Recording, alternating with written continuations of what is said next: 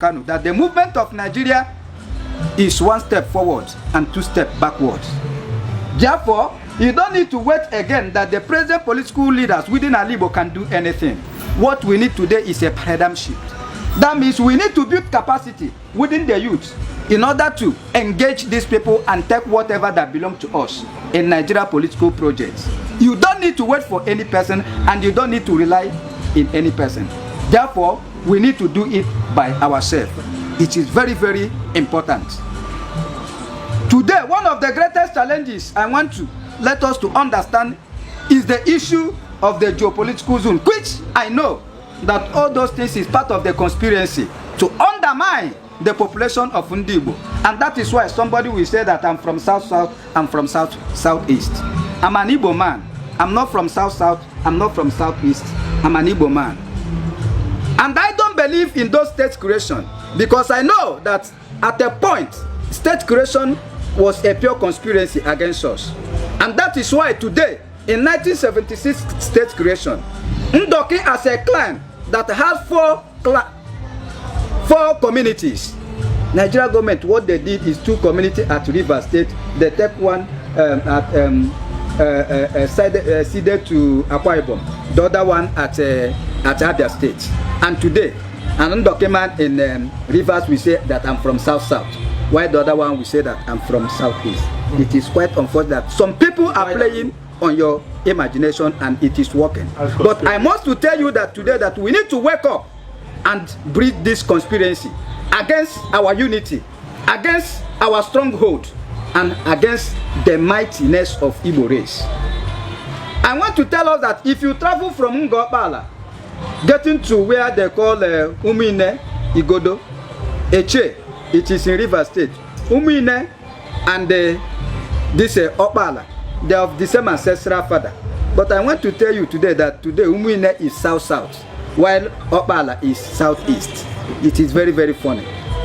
And today, some people are talking about it is the time of Southeast to produce the president of Nigeria. Please, it is not the town of Southeast. It is the town of an Igbo man. I don't care where you are coming from. Exactly. Because if you go to Benue State today, we have over 300 villages that of Igbo extraction. If you go to Kogi, the same thing. If you go to Cross River, the same thing. And the only thing our generation need to do is to make sure that we unite Ndi-Igbo. And that is my 4th cardinal project and agenda. That our unity is so paramount because our unity is what will determine our strongness. Our unity is what will determine our political and economic emancipation. Those that divided you people know the reason. And you don't need to accept that thing. You must reject it and see yourself as an Igbo man. Like when you were saying, I don't believe Igbo Delta or Igbo Imo.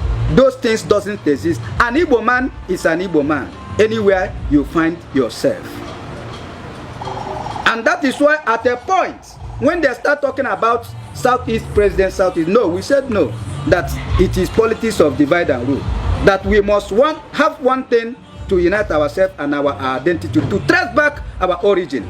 And that is why today we are having in a forum that we discussed in our meeting, and we say we are going with a forum known as National Action Group for Nigeria President of Igbo Extraction. My brothers, I want to appeal to your conscience that the only liberation the African people will have in African continent is when Igbo people realize themselves, their political and social consciousness, and build themselves, because the liberation of an African man lies in Igbo land. And that is why I want to tell you people, go and read the history of the war. That is why after Nigeria Biafra Civil War, they abandoned the history because they don't want you to know what happened. Nigeria Biafra Civil War was fought by the world power against the Igbo race. Exactly. And it was a global supremacy they are fighting for. I want to tell you that if it was Yoruba people or Hausa people say that they want to go, there wouldn't be any war. But there is a conspiracy to suppress us. And I want us not to succumb to that conspiracy. They know we are intelligent. I want to tell you people that among the 3 prominent races in the world, the Jewish race, the Aryan race, and the Igbo race, we are peculiar people. Very intelligent people. I want to tell us today that the only thing we can do, forget about the state you are coming from. Forget about the zone you are coming from. See yourself as an Igbo man. And I want to tell you people that by 2023, we are marching to Asorok like as an Igbo man. And I want to tell you that statistically, if you check, why is it that during census they don't put state of origin? They forget about state of origin during census so that an Igbo man in Kano will be counted in Kano. An Igbo man in Sokoto will be counted in Sokoto. So why is it Nigeria government put that policy? That policy is a deliberate orchestrated conspiracy against us to undermine our population. What here, Boke? My brothers, I want to tell you people that our generation, our nickname should be called a liberation generation. And we must work it tactically. We must be strategic. Nigerian Renaissance. It is very, very important and fundamental. I thank you all. What here, Boke? What here, Boke? Kunaka. Of your activities, and we are glad today that we will receive you. We have learned a lot from you. What here, Boke? What here, Boke? What here, Boke? We believe that we are ready to work with you. We are ready to work with you in the sense that we are tired of being marginalized.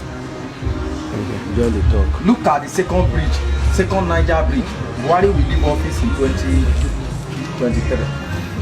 The second Niger bridge is a project that is an ongoing project. Okay. But believe you me, I knew that the funds that are being disbursed to that project, if they can disburse more than what they are disbursing, I believe that they can complete that project in no distant time.